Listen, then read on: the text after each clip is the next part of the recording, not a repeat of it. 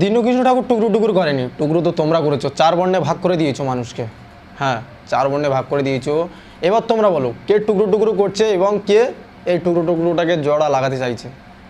হ্যাঁ, এখানে মানুষ বুঝতে পারে।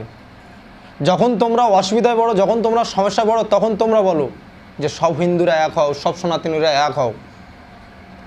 আর যখন কোনো কাজ বা কোনো ভালো কাজের দিন, সে সময় তোমরা বর্ণ ভাগ করে দাও।